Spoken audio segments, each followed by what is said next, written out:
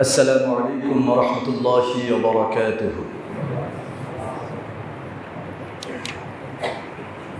أعوذ بالله من الشيطان الرجيم.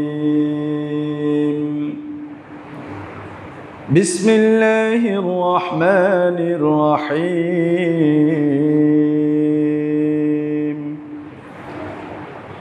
الحمد لله الذي أنزل على عبده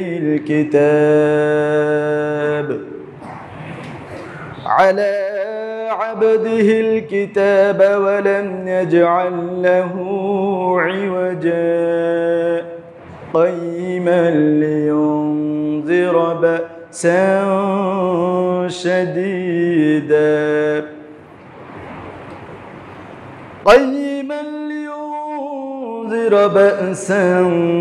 شديدا من لدنه ويبشر المؤمنين الذين يعملون الصالحات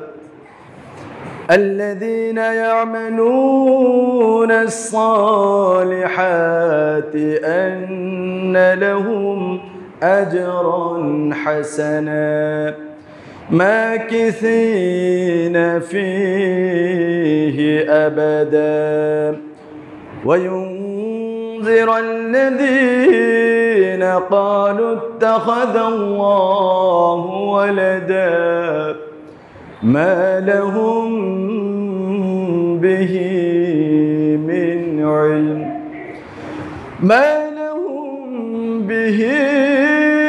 علم ولا لآبائهم كبرت كلمة تخرج من أفواههم إن يقولون إلا كذبا فلعلك باخع نفسك على آثارهم إن لم يؤمنوا بهذا الحديث أسفا إنا جعلنا ما على الأرض زينة لها لنبلوهم أيهم أحسن عملا وإنا لجاعلون ما عليها صعيدا جرزا أم حسبت أن أصحاب الكهف والرقيم كانوا من آياتنا عجبا إذ أوى الفتية إلى الكهف فقالوا ربنا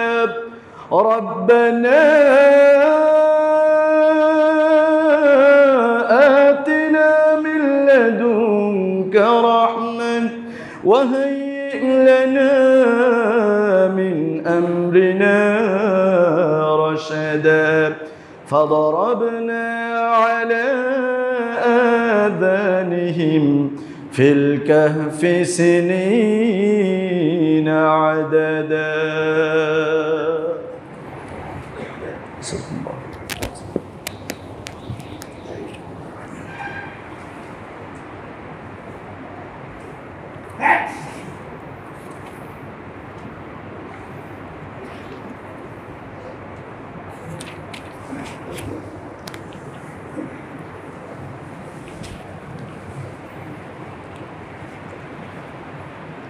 الحمد لله إن الحمد لله نحمده ونستعينه ونستغفره ونعوذ بالله من شرور أنفسنا ومن سيئات أعمالنا من يهده الله فلا مضل له ومن يضلله فلا هادي له ونشهد أن لا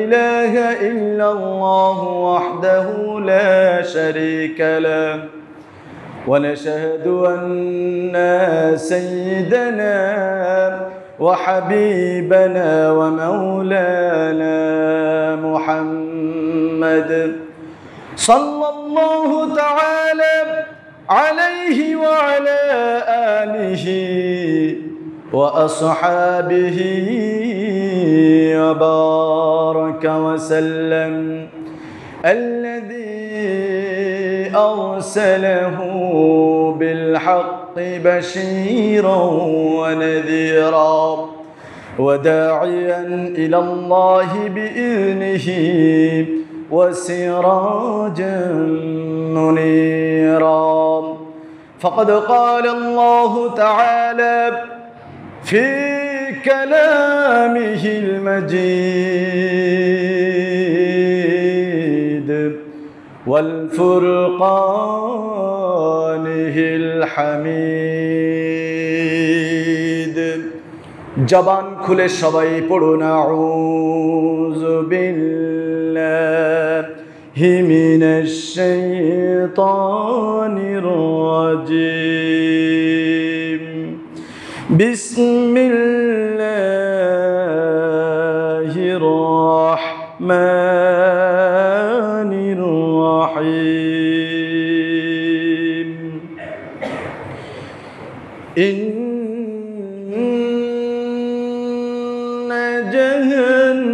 جهنم كانت مرصادا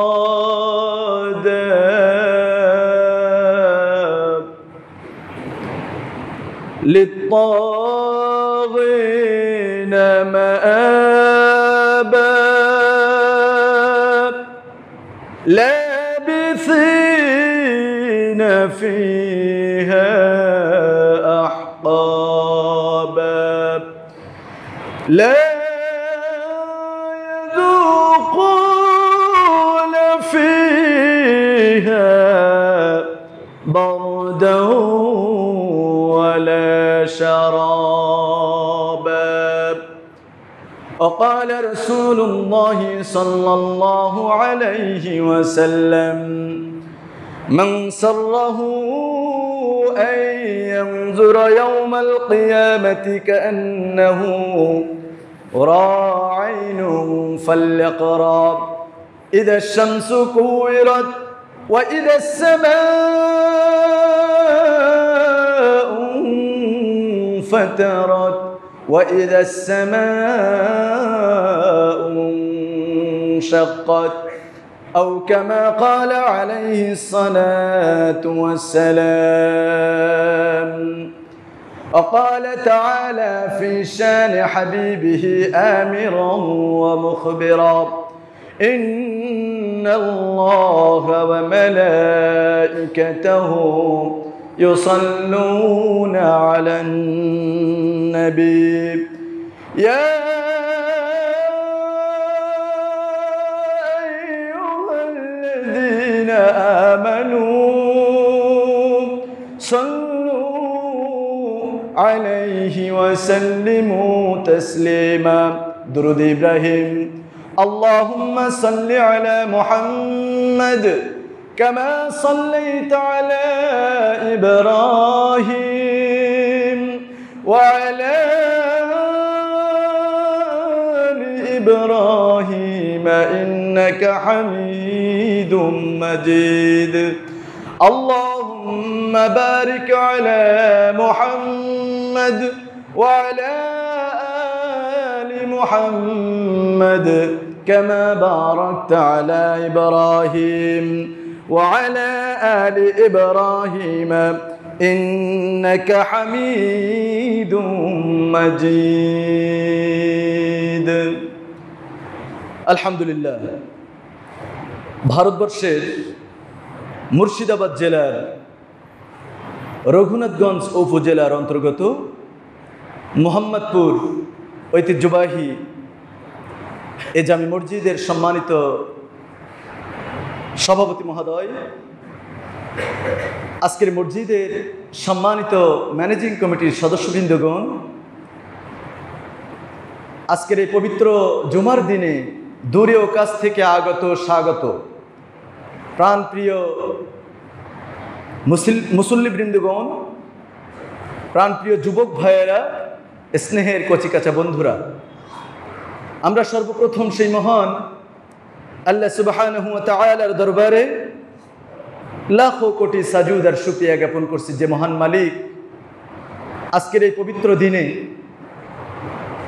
এই পবিত্র জুমার দিনে সমস্ত কাজকে উপেক্ষা করে তার বন্দেগী, তার দাসত্ব, তার আরাধনা করার জন্য আমাদেরকে সমবেত হওয়ার তৌফিক দান করেছেন।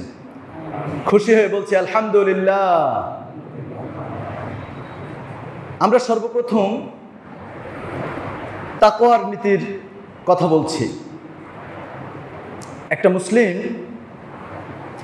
তার সবচেয়ে যেটা প্রয়োজন সেটা হচ্ছে তাকওয়া। তাকওয়া শব্দের অর্থ কি? তাকওয়া হচ্ছে আল্লাহর সচেতনতা, আল্লাহ ভীতি, আল্লাহর ভয়। আল্লাহর ভয় যার ইমানে, যার মনে নাই, যার ভিতরে আল্লাহর ভয় নাই, তার দ্বারা সকল কিছু করা সম্ভব। দ্বিতীয় নম্বরে আমি এ মসজিদের মেম্বার থেকে নির্দেশ করছি, সেটা হলো লজ্জার কথা। আল হায়াউ শুবাতুন মিনাল ঈমান। লজ্জা হচ্ছে মানুষের ঈমানের অংশ, একজন মুমিনের ভূষণ। এই লজ্জা যার ভিতরে নাই, তার দ্বারা অনইসলামিক সমস্ত কর্মকাণ্ড সহজ হয়ে যায়। এজন্য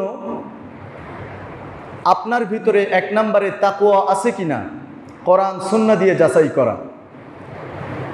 দ্বিতীয় নম্বরে আপনার ভিতরে লজ্জা আছে কিনা সেটা আপনার কর্মকাণ্ডের মাধ্যমে পরীক্ষা করে নেওয়া। এবার আসুন আমরা মূল আলোচনার ভিতরে চলে যাই।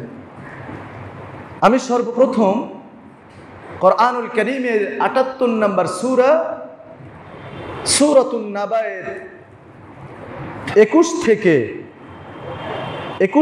২৪ মোট ৪টা আয়াত তেলাওয়াত করেছি। বিশ্বনবী সাল্লাল্লাহু আলাইহি ওয়াসাল্লামের একটি হাদিস আমরা শুনেছি। আজকের এই আয়াতের আলোকে আলোচ্য বিষয় হচ্ছে কোন কোন কাজ করলে আমাদেরকে আল্লাহর কাছে ধরা খেতে হবে। এটা যদি আমরা একটু আমাদের কমন সেন্স দিয়ে, আমাদের আকল দিয়ে, আমাদের মেধা দিয়ে, আমাদের চিন্তা দিয়ে, আমাদের চেতনা দিয়ে যদি আমরা একটু বোঝার চেষ্টা করি, আমাদের ব্রেনটা একটু সজাগ করার চেষ্টা করি, তাহলে আমরা বুঝতে পারবো যে এই কাজগুলো আমাদের ভিতরে আসলে আছে কি না। প্রিয় বন্ধুগণ, মজার বিষয় হচ্ছে আজকের আমরা আমাদের হাতের নাগালে সব কিছু পাওয়ার পরেও আমরা অবহেলার কারণে আমরা পাগলের পরিচয় দিচ্ছি। আমরা জেনেও না জানার ভান করছি, দেখেও না দেখার ভান করছি। তার কারণ, যদি আমরা কোরআন সুন্নাহর এদিকে ফলো করি তাহলে তো আমার ঘুষ নেওয়া বন্ধ হয়ে যাবে। যদি আমি কোরআন সুন্নাহর কথাগুলোর ভিতরে আমার দৃষ্টিটাকে নিবদ্ধ করি তাহলে তো আমার সুদ খাওয়া বন্ধ হয়ে যাবে, আমার জেনা করা বন্ধ হয়ে যাবে, পরকীয়া বন্ধ হয়ে যাবে, ওজনে কম দেয়া বন্ধ হয়ে যাবে, ব্যবসায় ফাঁকি দেয়া বন্ধ হয়ে যাবে। আপনি যে কাজ করতেছেন হালালভাবে ১০০ টাকা আসতেছে, ওটা আপনার পছন্দ হচ্ছে না, ঠিক হারামের পথ যখন বেছে নিচ্ছেন হাজার হাজার টাকা আপনি ইনকাম করতে পাচ্ছেন, যখন দেখলেন যে কোরআন সুন্নাহ এটাকে নিষেধ করছে, আমাকে আপনার বিবেক এটাকে সাপোর্ট করছে না, তখন আপনি বুঝেও না বোঝার ভান করছেন, জেগে থেকেও ঘুমানোর চেষ্টা করছেন। একজন ব্যক্তি যদি জেগে জেগে ঘুমায় তাকে কিন্তু জাগানো সম্ভব হয় না, তাকে কিন্তু জাগানো সম্ভব হয় না। 3 দেশের 3 জন ব্যক্তি পথে বের হয়েছে, সফরে বের হয়েছে, তাদের কাছে 4টা রুটি আছে। 4টা রুটি আছে, এখন 3টা তো 3 জন খেয়ে ফেললো, 1টা রুটি কিভাবে খাবে? সবাই টার্গেট করছে এই রুটিটা আমি খাবো, যেহেতু সফরের ক্লান্ত, পেটটাও একবারে হালকা হয়ে গেছে, এই রুটিটা আমার খেলেই ভালো হয়। ওখানে 3 ব্যক্তি যখন সবার নিয়তটা একই, তখন বলছে ঠিক আছে, এই মুহূর্তে আমরা একটা গাছের ছায়ায় বসে, একটা গাছের ছায়া আমরা একটু বিশ্রামের নিয়তে ঘুমিয়ে যাই, যে সবচাইতে ভালো স্বপ্ন দেখবে সে এই রুটিটা খেয়ে নিবে। এখন একজন বাঙালিও আছে, আর 2 জন রয়েছে, সবাই ঘুমিয়ে গেছে, বাঙালির তো ঘুম আসে না, তার টার্গেট কিভাবে আমি রুটিটা খেয়ে নেব। যখন দেখলো যে অন্য জাতির 2 ভাই ঘুমিয়ে গেছে, সাথে সাথে ওই সুযোগ নিয়ে এসে রুটিটা খেয়ে ফেলেছে। রুটিটা খেয়ে ঠান্ডা মাথায় ঘুমাচ্ছে। আসলে কি সে ঘুমাচ্ছে? আসলে কিন্তু সে ঘুমাচ্ছে না। আমি এটা ফর এক্সাম্পল আপনাদের বোঝানোর স্বার্থে এই কথাটি তুলে আনছি। তো যখন স্বপ্ন দেখা শেষ, ঘুম থেকে 2 জন জেগে উঠেছে অলরেডি, বাঙালি যে ব্যক্তি, এই ব্যক্তি আর ঘুম থেকে ওঠে না। আসলে তো সে জেগে জেগে ঘুমাচ্ছে। আমার বন্ধুগণ, তখন এক বন্ধু আর একজন বন্ধুকে বলছে তুমি কি স্বপ্ন দেখলে? তখন সে বলছে আমি স্বপ্ন দেখলাম আমি 4র্থ আসমানে চলে গেছি, ওখানে যে নবী আছে আমি তার সাথে দেখা করেছি। কি মস্ত বড় এক স্বপ্ন। আরেকজন ব্যক্তি বলছে বন্ধু তুমি কি স্বপ্ন দেখলে? তখন বলছে যে আমি তো 7ম আসমানে চলে গেছি, আমি অমুক নবীর সাথে দেখা করেছি, সেখানে যে আমি সালাম বিনিময় করেছি, আমি সেখান থেকে চলে আসছি। তাহলে এর স্বপ্ন চাইতে ওর স্বপ্নটা আরো পাওয়ারফুল হয়ে গেল।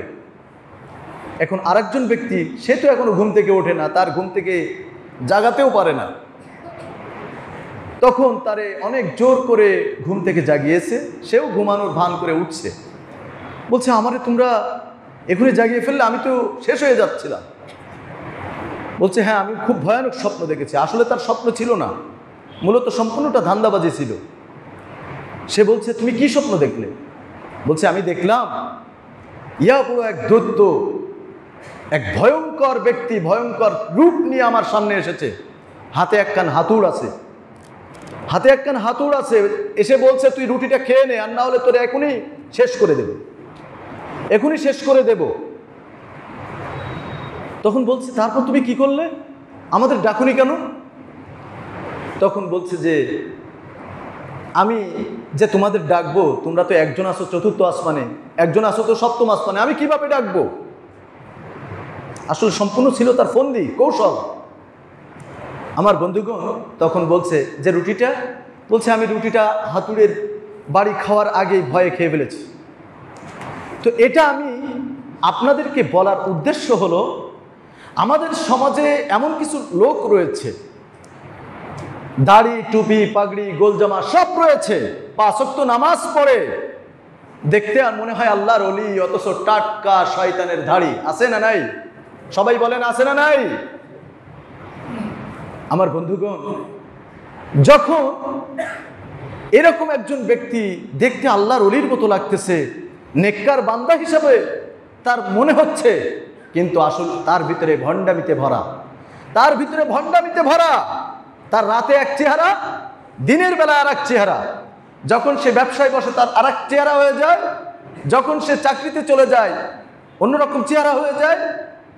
এই হচ্ছে আমাদের মানুষের ভিতরে কোয়ালিটি। আসুন আল্লাহ তাআলা কি বলছেন এই সমস্ত ধান্দাবাজ, ভণ্ড, প্রতারক, বদমাশ, এই সমস্ত ইসলাম বিরোধী লোকদের সম্পর্কে আল্লাহ তাআলা কি বলছেন। আমার বন্ধুগণ, আল্লাহ রাব্বুল আলামিন পৃথিবীর ভিতরে অনেক আশা নিয়ে পৃথিবীটাকে সাজিয়েছেন। এই পৃথিবীটাকে সাজানোর পরে সবচাইতে শ্রেষ্ঠ মাখলুক হিসাবে আল্লাহ রাব্বুল আলামিন এই মানব গোষ্ঠীকে সৃষ্টি করেছেন। সুবহানাল্লাহ। এই মানব গোষ্ঠীকে সৃষ্টি করেই ছেড়ে দেন নাই, একটা উদ্দেশ্য নিয়ে এই মানব গোষ্ঠীকে জমিনের বুকে ছেড়ে দিয়েছেন। এই জমিনের সময় শেষ হয়ে যাবে, দুনিয়ার জীবনটা শেষ হয়ে যাবে, আল্লাহর কাছে আবার ফিরে যেতে হবে। এ কথা সবাই বিশ্বাস করেন। দুনিয়াতে কিন্তু আমরা সারা জীবন থাকবো না।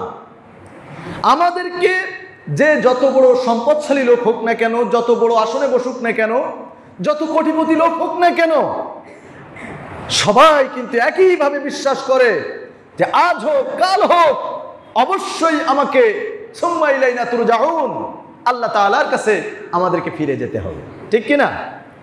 আল্লাহ তাআলা বলছেন আফাহাসিবতুম আন্নামা খালাকনাকুম আবাসা ওয়া আন্নাকুম ইলাইনা লা তুরজাউন। আল্লাহু আকবার। আল্লাহ রাব্বুল আলামিন কোরআনুল কারীমের ভিতরে সূরাতুল মুমিনুনের ভিতরে বর্ণনা করলেন, ও দুনিয়ার মানুষ, তোমরা কি মনে করেছো এই পৃথিবীর ভিতরে তোমাদেরকে এমনিতেই ছেড়ে দেওয়া হয়েছে?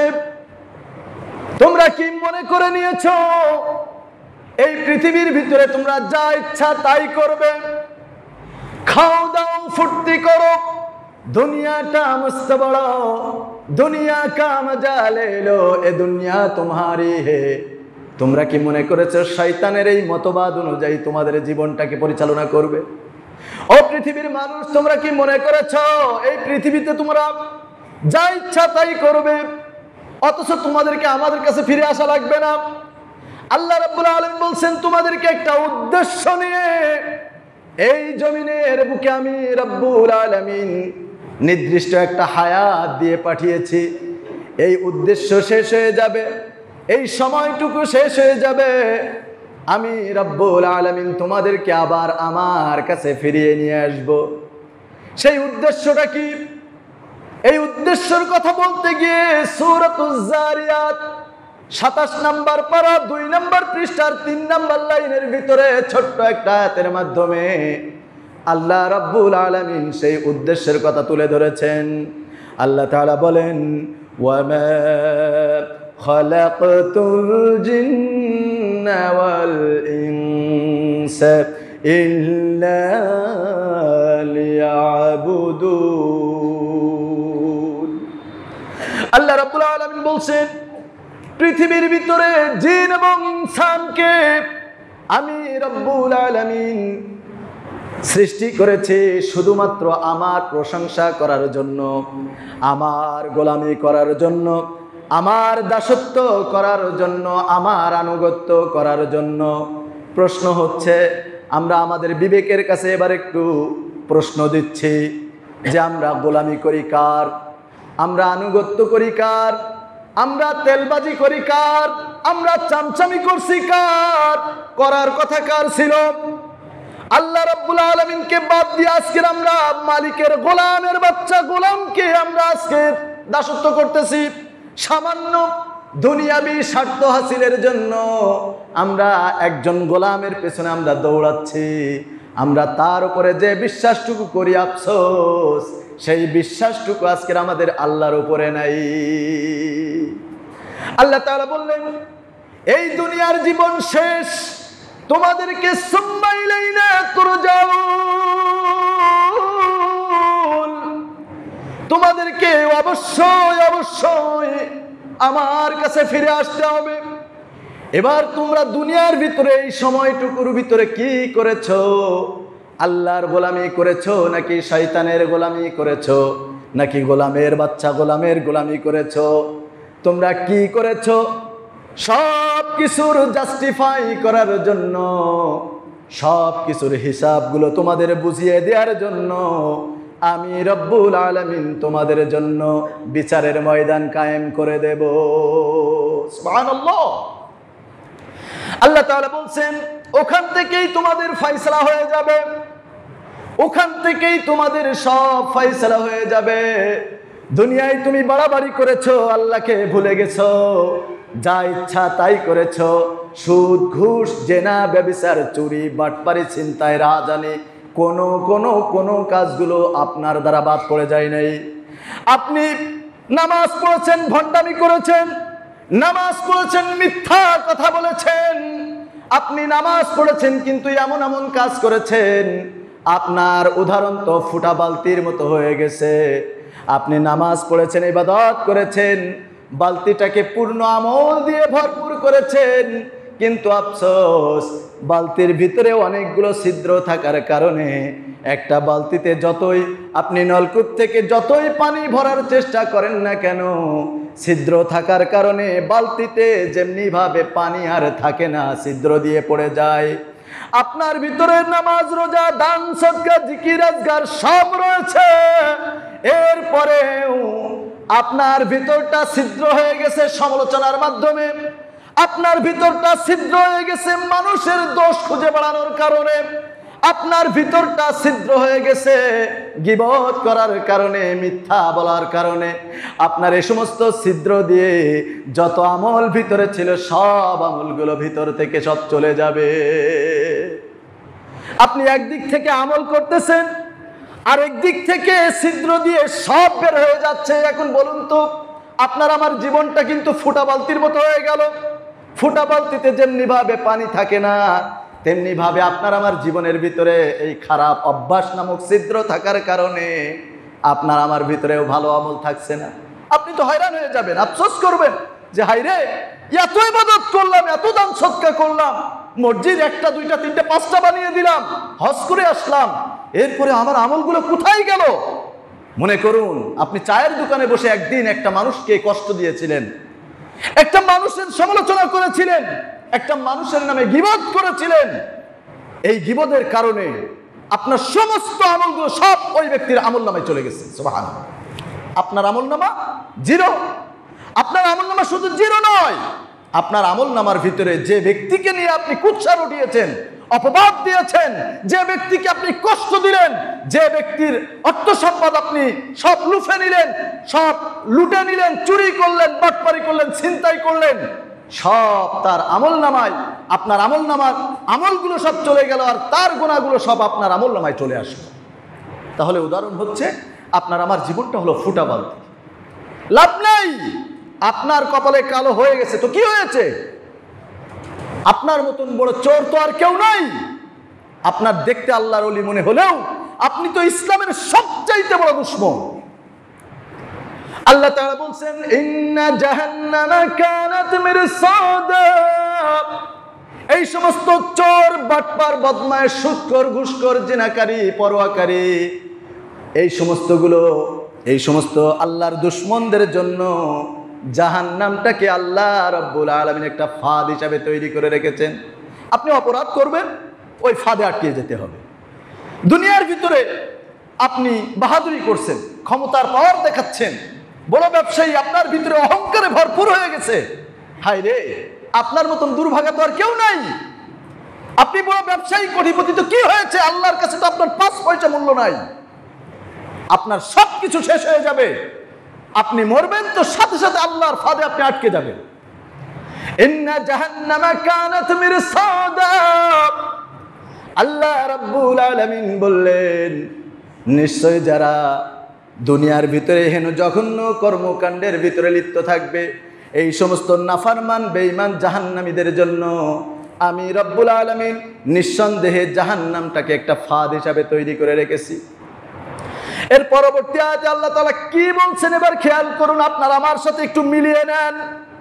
বাড়াবাড়ি বন্ধ হয়ে যাবে, অহংকারী, হিংসা, বিদ্বেষ সব বন্ধ হয়ে যাবে। আপনি কত ভালো মানুষ বুঝতে পারবেন। আল্লাহ তাআলা পরবর্তী আয়াতের মাধ্যমে এবার আমাদের কাজগুলো জানান দিচ্ছেন। কেন জাহান্নামে যেতে হবে, কেন আল্লাহ তাআলার ফাঁদে আমাদেরকে আটকে যেতে হবে।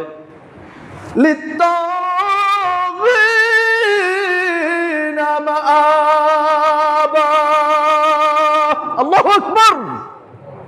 আল্লাহ তাআলা বলছেন, লিত্তাগিনা মাআবা। এই দুনিয়ার ভিতরে যারা কোরআন বিরোধী, এই দুনিয়ার ভিতরে যারা ইসলাম বিরোধী, এই দুনিয়ার ভিতরে যাদের ভালো কাজ ভালো লাগে না, এ সমস্ত নাফরমান আর বেঈমানদের জায়গা হবে কোথায়? আল্লাহ তাআলার জাহান্নামে। জাহান্নাম কি খুব শান্তির জায়গা নাকি শাস্তির জায়গা? একটু মিলিয়ে নিতে হবে আমাদের। আপনি যদি বলেন আমি তো কোরআনের বিরোধিতা করি না, আমি বলবো অবশ্যই অবশ্যই আপনি কোরআনের বিরোধিতা করছেন। যদি বলি আমি কিভাবে বিরোধিতা করছেন, তাহলে আমি ভাববো আপনি যেমনি ভাবে জুমার দিনটাকে এত গুরুত্বপূর্ণ মনে করে, জুমার সালাতটাকে এত গুরুত্ব দিয়ে জুম্মার দিনে অনেক মুসল্লির আগে আপনি মসজিদে চলে এসেছেন।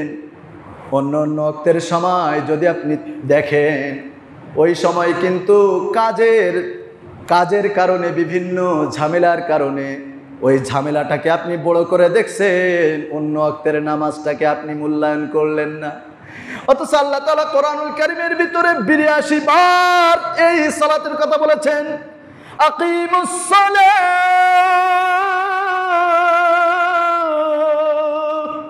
তোমরা নামাজ কায়েম করো, নামাজ কায়েম করো, নামাজ তোমরা প্রতিষ্ঠিত করো, নামাজ পড়ো। আল্লাহ তাআলার নামাজের কথা বলেছে। আপনি জুমার দিন যেমনি ভাবে নামাজকে মূল্যায়ন করলেন, অন্য অন্য দিন অন্য অন্য ওয়াক্তের সময় আপনি কেমন মূল্যায়ন করতেছেন একটু চিন্তা করে দেখুন। তাহলে এখানেই কিন্তু আপনি কোরআনের বিরোধিতা করলেন। কোরআনের ভিতরে অসংখ্য জায়গায় রয়েছে যে তোমরা নামাজ পড়ো, নামাজ কায়েম করো।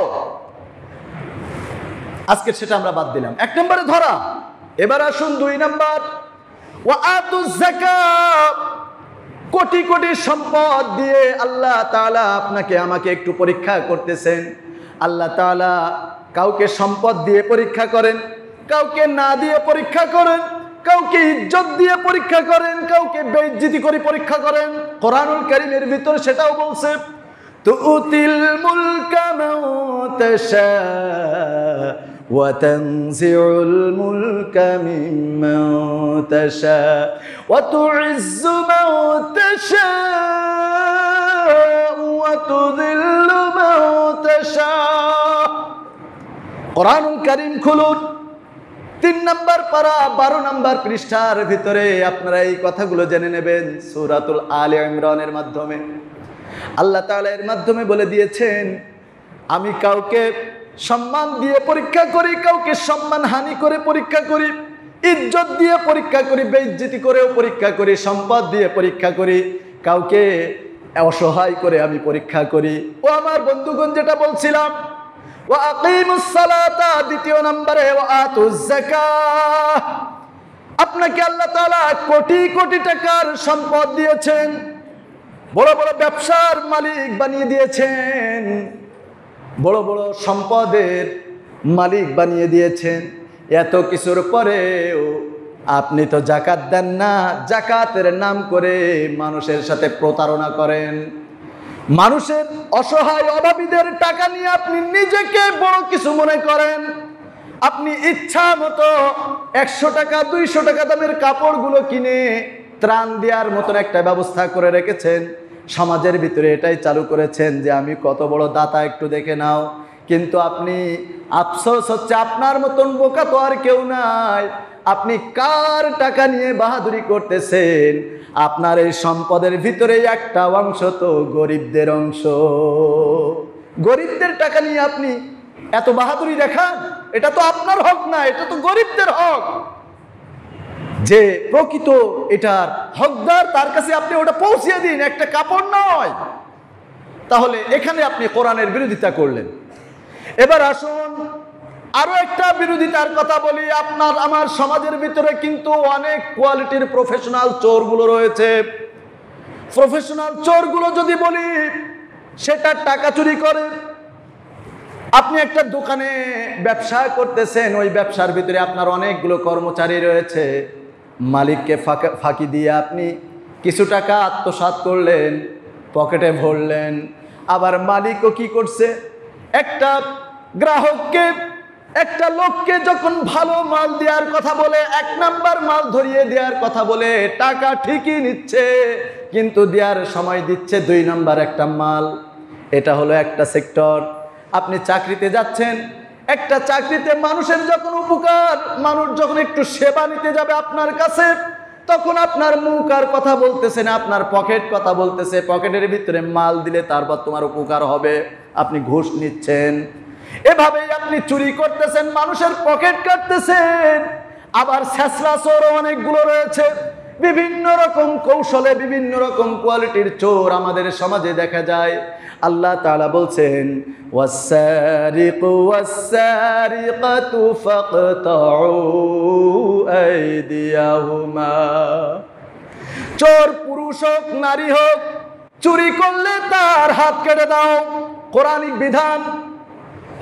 আজকের আমাদের সমাজে চোর থাকতেও দেখা যাচ্ছে অমুক সম্পদশালী ব্যক্তির একটা সন্তান, সে একটা কাম করতে গেছে, চুরি করতে গেছে, ধরা খেয়ে গেছে।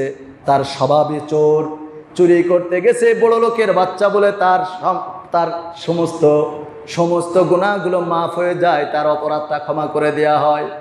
ও আমার বন্ধুগণ, এইভাবে আপনি আমি কোরআনের বিরোধিতা করেই যাচ্ছি। এবার আসুন জেনার কথা বলি। লা তাকরাবুজ জিনা ইন্নাহু কানা ফাহিশা। দেখুন, আমি কয়েকটা পয়েন্টের আলোকে কথা বলেছি। 1 নম্বরে ধরেছি নামাজ, এটা কিন্তু কোরআনের ভিতরে আছে। এই কোরআনের আপনি আমি বিরোধিতা করছি কিনা একটু চিন্তা করলেই বুঝতে পারবো। 2 নম্বরে সম্পদ রয়েছে, যাকাত ঠিক মতো আদায় করছে কিনা, হকদারের কাছে পৌঁছাচ্ছে কিনা, আমরা সেটা বুঝতে পারবো একটু চিন্তা করলে। 3 নম্বরে বলেছি চুরির কথা। 4 নম্বরে বলতেছি জেনার কথা। আমাদের সমাজে জেনায় আজকের সয়লাব হয়ে গেছে। এত বেশি জেনার ভয়ঙ্কর রূপ আমাদের সমাজে ধারণ করেছে, উঠতে বসতে চলতে ফিরতে এমনকি ঘুমাইতে গেলেও জেনার গুনাহ থেকে আমরা বাঁচতে পারি না। ও আমার বন্ধুগণ, আপনি কিন্তু আবার পরিচয় দিচ্ছেন আপনি মুসলিমের সন্তান। এই মৌখিক স্বীকৃতির কিন্তু আল্লাহর কাছে 5 পয়সার কোনো মূল্য নাই। আপনাকে আমাকে চিন্তা করতে হবে। লা তাকরাবুজ জিনা ইন্নাহু কানা ফাহিশা। আল্লাহ তাআলা বলছেন তোমরা জেনার ধারে কাছে যেও না। এই কথাটা রয়েছে সূরাতু বনী ইসরাঈল 15 নম্বর পারা 4 নম্বর পৃষ্ঠার ভিতরে 3 নম্বর লাইনের মাধ্যমে আল্লাহ তাআলা এই কথাগুলো তুলে ধরেছেন। আপনি আমি সেই জেনার সাথে জড়িত। আপনি যখন আপনার ফোনের ভিতরে একটা মহিলা কণ্ঠে অপরিচিত নাম্বার থেকে ফোন আসছে, যখন মিষ্টি কণ্ঠ পেলেন, সাথে সাথে আপনি বলতে পারতেন যে এটা রং নাম্বার, কিন্তু শয়তান আপনার মাথার উপরে বসে যখন প্রস্রাব করে দিল, আপনার মাথাটা তখন বিকল হয়ে গেল। আপনি তাকে রং নাম্বার না বলে মিষ্টি কথা যেহেতু পেয়েছেন, তার সাথে আপনি ঘন্টার পর ঘন্টা কথা বলা শুরু করে দিলেন। এই হচ্ছে আমাদের চারিত্রিক নেচার। ও আমার বন্ধুগণ, এর জন্যই তো আল্লাহ বলছেন লিত্তাগিনা মাআবা। দুনিয়ার ভিতরে যারা কোরআনের বিরোধিতা করে, আমি যে পয়েন্টগুলো তুলে এনেছি সংক্ষিপ্তভাবে 4টা পয়েন্ট উল্লেখ করেছি, যেহেতু সময় সংক্ষেপ। সবাই কত হয়েছে? এখনো কত সময় রয়েছে? 5 মিনিট। আচ্ছা, 5 মিনিট সাথে আরও 5 মিনিট যোগ হোক, সমস্যা আছে নাকি? 5 মিনিট সময় রয়েছে, সেখানে আরও যদি 5-7 মিনিট সামনে যায়, সমস্যা আছে আপনাদের? আলহামদুলিল্লাহ বলেন আলহামদুলিল্লাহ। আমার বন্ধুগণ, যে কথা বলতেছিলাম লিত্তাগিনা মাআবা, আল্লাহ তাআলা বলছেন যারা কোরআনের বিরোধিতা করে, যারা ইসলামের বিরোধিতা করে, বিরোধিতা কাজগুলো আমরা 4টা পয়েন্টের আলোকে জানতে পেরেছি। 4টা পয়েন্ট আমরা শুনতে পেরেছি। বিরোধিতা অনেক কাজ রয়েছে, তার ভিতরে 4টা পয়েন্ট আমরা উল্লেখ করেছি যে যারা কোরআনের বিরোধিতা করবে, আল্লাহ রব্বুল আলামিন বলছেন এই সমস্ত নাফরমানদের জন্য আমি রব্বুল আলামিন জাহান্নামটাকে ফাঁদ হিসাবে তৈরি করে রেখেছি। এই জাহান্নামে কি যেতে চান নাকি? জাহান্নামে যেতে চান? জাহান্নামে যদি যেতে না চান, তাহলে আপনাকে আমাকে ফিরে আসতে হবে কোরআনের পথে। কোরআনের পথে কারা ফিরে আসতে চান? ও আমার বন্ধুগণ, আমি আপনাদেরকে বলতে চাই, যদি ইচ্ছা করেন তাহলে আপনি কোরআনের পথে নিজের জীবনটাকে বাকি সময়টা পরিচালনা করতে পারবেন, তওবা করতে পারবেন। আমার বন্ধুগণ, এই যদি কোরআনের বিরোধিতা করার পরে যদি একবার ফাঁদে আটকে যান, একবার যদি জাহান্নামের ভয়ানক শাস্তির ভিতরে আপনার নামের লিস্টটা এসে যায়, ও আমার বন্ধুগণ সেখানে কতদিন থাকতে হবে, সেখানে কতদিন থাকতে হবে এবার চিন্তা করুন। হুজুর তো বলে দিয়েছে, মান ক্বালা লা ইলাহা ইল্লাল্লাহ ফাদাখালাল জান্নাহ, যে ব্যক্তি একবার কালেমা পড়েছে সে একদিন না একদিন জান্নাতে যাবে। আপনি কালেমা পড়েছেন, চুরি করেছেন, আপনি কালেমা পড়েছেন, মানুষকে ঠকিয়েছেন, আপনি কালেমা পড়েছেন, সুদ ঘুষের ভিতরে জড়িত হয়েছেন, তাহলে আপনার ওই কালিমার কোনো মান আছে কি আল্লাহর কাছে? মান আছে? মান নাই। ও আমার বন্ধুগণ, এই জন্য আপনি যদি ফাদাখালাল জান্নাহ, ফায়ের ব্যাখ্যা যদি আপনার আমার দ্বারা জানা যদি সম্ভব হতো, তাহলে এই জান্নাতে যাওয়ার স্বপ্ন আমরা ভুলে যেতাম। যে কর্মকাণ্ড আমাদের দ্বারা সংগঠিত হচ্ছে আসলে আমরা জান্নাতের হকদার কিনা সেটা আমরা বুঝতে পারতাম। এজন্য ওই কথা বললেই কিন্তু আপনি জান্নাতে যেতে পারবেন না। হাদিসের কথা আছে কিন্তু ফাদাখালাল জান্নাহর ভিতরে আপনি আছেন কিনা, ওই কাতারে আপনি আছেন কিনা? যদি না থাকেন তাহলে যতই কালেমা পড়েন, কালেমা পড়তে পড়তে মুখ দিয়ে ফেনা বের হয়ে যাবে, জান্নাত কিন্তু আপনার আমার নসিবে জুটবে না। জাহান্নামে থাকলে কতদিন থাকতে হবে পরবর্তী আয়াতের মাধ্যমে আল্লাহ রাব্বুল আলামিন সেটা উল্লেখ করে দিয়েছেন।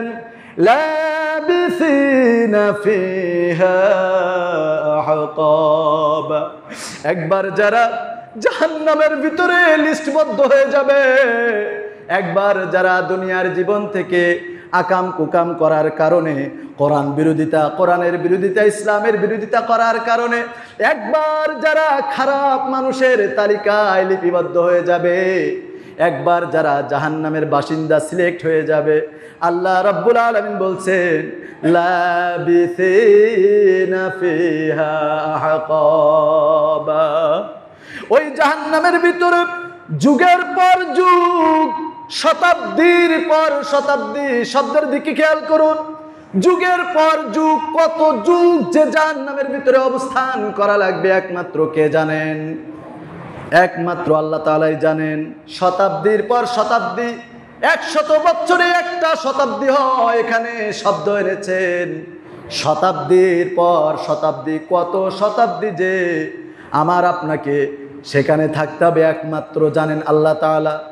জাহান্নামীরা কোরআন কারীমের অন্য আয়াতে কারিমার ভিতরে বর্ণনা করা হয়েছে সূরাতুস সাজদা, 21 নম্বর পারার ভিতরে এই সূরাতুস সাজদা রয়েছে, আপনারা দেখে নেবেন আয়াত নাম্বার 20।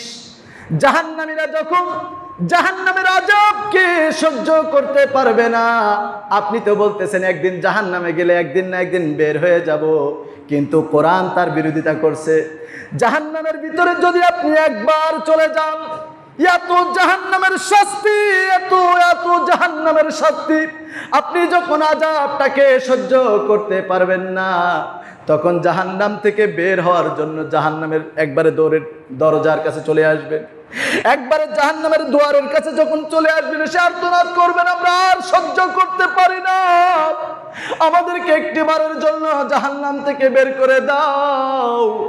এইভাবে যখন জাহান্নাম থেকে আপনি বের হওয়ার কথা বলবেন, যখন জাহান্নাম থেকে আযাব সহ্য না করতে পেরে বের হতে চাইবেন, আল্লাহ তাআলা সাথে সাথে ঘোষণা করবেন ওদেরকে জাহান্নামের ভিতরে আবারও ঢুকিয়ে দাও, বের করে দাও, ওদেরকে কোনো রকম জাহান্নাম থেকে বের করা হবে না, ওদেরকে জাহান্নামের ভিতরে আবার ঠেলে দাও, ওদের কোনো রকম আবেদন আর আল্লাহ তাআলা মঞ্জুর করবেন না।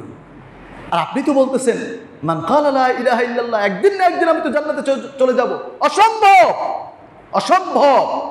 একবার যদি জাহান্নাম আপনার জন্য সাব্যস্ত হয়ে যায়, আপনি আযাব সহ্য না করতে পেরে জাহান্নামের দরজায় চলে আসবেন যে বের করে দাও, আর পারি না, কিন্তু আল্লাহ তাআলা আপনাকে আবার হাঁকিয়ে দেবেন ভিতরে।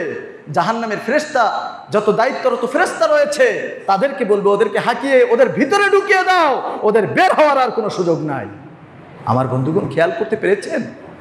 এজন্য যদি আপনি আমি জাহান্নামে না যেতে চাই, তাহলে এবার আমাদের করণীয়টা কি? আমাদের করণীয়টা হলো বিশ্বনবী সাল্লাল্লাহু আলাইহি ওয়াসাল্লামের ওই সতর্কবাণী হাদিসের দিকে আমাদের এবার আমল করতে হবে। বিশ্বনবী সাল্লাল্লাহু আলাইহি ওয়াসাল্লাম বলেছেন, মান সাররাহু আন ইয়ানজুরা ইয়াওমাল কিয়ামাতি কাআন্নাহু রাঈনুন ফালইকরা ইদাশ শামসু কুওয়িরাত ওয়া ইদাস সামাউ ফাতারাত ওয়া ইদাস সামাউ শাক্কাত আও কামা ক্বালা আলাইহিস সালাতু ওয়াস সালাম। জোরে বলুন সুবহানাল্লাহ। বিশ্বনবী সাল্লাল্লাহু আলাইহি ওয়াসাল্লাম সমস্ত উম্মতকে লক্ষ্য করে বলতেছেন, তোমরা যদি দুনিয়ার এই চোখ দিয়ে, দুনিয়ার এই চর্মচক্ষু দিয়ে যদি তোমরা সেই ভয়ঙ্কর চিত্রগুলো, আখেরাত এবং জাহান্নাম, এই যে ভয়ঙ্কর চিত্রগুলো রয়েছে, এই ভয়ঙ্কর চিত্রগুলো যদি তোমরা দুনিয়ার চক্ষু দিয়ে তোমরা দেখতে চাও, তাহলে তোমরা দুনিয়ার ভিতর থেকে কোরআনের অমুক অমুক সূরাগুলো তোমরা নিজের ভাষায় বুঝে বুঝে পড়ার চেষ্টা করো। কোন সূরাগুলো? সূরাতুল মুরসালাত, সূরাতুন নাবা, সূরাতুল ইনফিতার, সূরাতুল ইনশিকাক, সূরাতুত তাকবীর। এরকম যে সূরাগুলো রয়েছে, এগুলো যদি আমাদের ভাষা দিয়ে, আমরা তো শুধু পড়ি, একটা অক্ষর পড়বো 10টা নেকি। নেকি দিয়ে কি করবেন আপনি? নেকি দিয়ে কি করবেন যদি আপনার জীবন পরিবর্তন না করতে পারেন? আপনার ইমানের ভিতরে শিরক বিদআতের কারখানা হয়ে গেছে, আপনি ফলো করেন না। আপনি শুধু দেখেন কি, কোরআনের একটা অক্ষর পড়লে তো হুজুর বলে দিয়েছে 10টা নেকি, আমিও বলছি 10টা নেকি, কিন্তু এই নেকি দিয়ে আপনি কি করবেন যদি আপনার ইমানের ভিতরে ভেজাল থাকে, যদি আপনার ইমানের ভিতরে শিরকিয়াতের গন্ধ থাকে, তো আপনি এই নেকি নিয়ে আপনি কি করবেন? পাহাড় সম নেকি তৈরি করলেন, কিন্তু আপনার ইমান নাই, আপনার ইমানটা ভেজালে যুক্ত, পরিপূর্ণ হয়ে গেছে। তাহলে এই নেকির পাহাড় দিয়ে আপনার তো কোনো কাজে আসবে না। আসবে? বিবেকের কাছে প্রশ্ন দিচ্ছি, আপনারা একটু চিন্তা করবেন। এজন্য কোরআনের ভাষা হচ্ছে আরবি। আপনি যদি এই আরবি ভাষাকে নিজের ভাষা দিয়ে আপনি বুঝে বুঝে পড়ার চেষ্টা করেন, তাহলে আপনি সমস্ত রকম পাপ থেকে, খারাপ থেকে ফিরে আসতে পারবেন। তার কারণ কোরআন বলছে তোমরা এইটা করো না, কোরআন বলছে তোমরা এইটা করো, কোরআন বলছে ওই পথে যেও না, কোরআন বলে দিচ্ছে ওই পথে যেও না। কোনটা খারাপ, কোনটা ভালো, কোনটা ন্যায়, কোনটা অন্যায়, সব কোরআনের চোখ দিয়ে আপনি দেখতে পাচ্ছেন।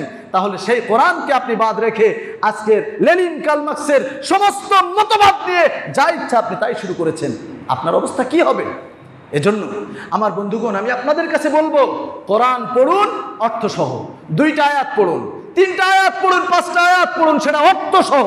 যার বাড়িতে অর্থ অনুবাদ কোরআন নাই, আপনারা অবশ্যই অনুবাদ কোরআন বাড়ির ভিতরে একটা করে কিনে নিয়ে আসেন, মা বোনদের হাতে অনুবাদ কোরআন তুলে দেন। ও আমার বন্ধুগণ, যদি আজকে আমরা ইসলাম বিরোধী কর্মকাণ্ড থেকে ফিরে আসি, আল্লাহ তাআলা বলছেন তোমাদের জন্য আমি নিয়ামত ভরা জান্নাত আমি রব্বুল আলামিন রেডি করে রেখেছি। সুবহানাল্লাহ। আমার বন্ধুগণ, এবার আমি আপনাদেরকে বলতে চাই, যদি আমি জাহান্নাম থেকে মুক্তি চাই, আখিরাতের বিচার ফয়সালা থেকে যদি ভালো রেজাল্ট পেতে চাই, তাহলে আমি যে কথাগুলো বলেছি এগুলোকে ফলো করতে হবে, কোরআনকে ফলো করতে হবে, ভালো ভালো কাজ করতে হবে, নামাজ কায়েম করতে হবে, যাকাত সঠিক হকদাতাকে দিতে হবে, আপনার চুরি বাটপারি ছিনতাই রাহাজানি সব বন্ধ করতে হবে, আপনার খুন খারাপি বন্ধ করতে হবে, জেনা ব্যভিচার পরকীয়া সবগুলো বন্ধ করতে হবে। আপনার যত ইসলাম বিরোধী কর্মকাণ্ড যদি আপনি বন্ধ করতে চান, কসম খোদার, যদি আপনি ভালো কাজের নিয়ত করে সামনে এগাতে চান, যিনি আপনাকে আমাকে সাহায্য করবে ভালো কাজে, ভালো পথে যেতে, তিনি কে? এজন্য আমাদেরকে অবশ্যই কোরআনের পথে আসতে হলে পাক্কা একটা নিয়ত করে সামনে আগাতে হবে। সামনের দিনগুলো আমার উপরে যত রকম পরীক্ষা আসুক, যত বড় বিপদ আসুক, কোনো অবস্থাতে আমি ইসলাম থেকে আর ছিটকে পড়ব না, ইসলাম থেকে দূরে সরে যাব না। আজকে আমি আপনাদেরকে বলতে চাই, যারা জান্নাতে যেতে চান তারা 2টি হাত তুলে আল্লাহ তাআলাকে দেখান, 2টি হাত তুলুন। যারা জান্নাতে যেতে চান, লিল্লাহে তাকবীর, আল্লাহ তাআলা যেন কবুল করেন, বলেন আমিন। আমার বন্ধুগণ, এজন্য আমি আপনাদেরকে আরো আহ্বান জানাই, আজকের আমি চিন্তা করতেছি, দুনিয়ায় আমি যে কত সুখে রয়েছি, এসির ভিতরে রয়েছি, আমার বড় ব্যবসা রয়েছে, আমার টাকা রয়েছে, আমার গাড়ি রয়েছে, আমার বাড়ি রয়েছে, আমার মতন সুখী মানুষ কেউ নাই। কিন্তু আপনি যাই করুন না কেন, শান্তির মালিককে, শান্তির মালিক কিন্তু হচ্ছে আল্লাহ। এদিকে আমাদের ফলো করতে হবে। যদি আপনি 10 তলা বিল্ডিং এর উপরেও থাকেন, আপনার ভিতরে যদি শান্তি না থাকে, পারিবারিক দিক থেকে বউ এবং আপনার ভিতরে কোনো রকম সম্পর্ক নয়, স্বামী স্ত্রীর ভিতরে দ্বন্দ্ব লেগেই রয়েছে, তো আপনার এসি আপনাকে কি শান্তি দিতে পারবে? শান্তি কিন্তু দিতে পারবে না। আজকের আমাদের সমাজের ভিতরে দেখা যায় 98% পরিবারের ভিতরে অশান্তির আগুন দাও দাও করে জ্বলতেছে। শান্তি যদি পেতে চান, কোরআনকে ফলো ছাড়া বিকল্প কোনো রাস্তা নাই। কোরআন হচ্ছে আপনার আমার সংবিধান। কোরআন হচ্ছে আপনার আমার পথ প্রদর্শক, রাহবারের ভূমিকা পালন করে। জোরে বলুন সুবহানাল্লাহ। এজন্য আসুন আমরা কোরআন দিয়ে, হাদিস দিয়ে, রাসূলুল্লাহর আদর্শ দিয়ে বাস্তব জীবনটা আমরা পরিচালনার চেষ্টা করি। আল্লাহ রাব্বুল আলামিন যেন আমাদের সমস্ত ওয়াদাকে, সমস্ত নিয়তকে কবুল করে নেন, বলুন আমিন। আল্লাহ রাব্বুল আলামিন যেন আমাদের শিরকের সমস্ত গুনাহ মাফ করে দেন, বলেন আমিন।